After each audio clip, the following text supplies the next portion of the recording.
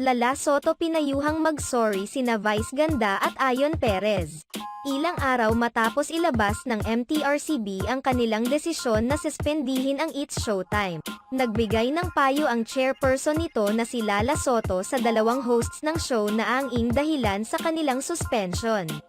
Sa ngayon ay hindi pa final ang desisyon ng MTRCB sa pagbibigay ng 12 days suspension sa It's Showtime dahil sa pagbibigay nila ng pagkakataon sa show na makahain ng appeal.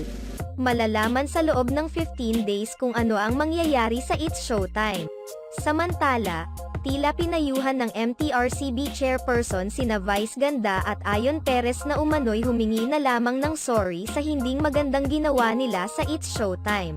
Ayon kay Lala Soto, bagamat hindi nito mapapawalang sala ang It's Showtime, subalit tiyak umanong makakatulong kung hihingi ng tawad sina Vice Ganda at Ayon Perez. Sa kabila nito, tila naninindigan pa rin ang It's Showtime at sina Vice Ganda at Ayon Perez na wala silang ginawang pagkakamali kaya naman wala umano silang nararapat na ihingi ng tawad.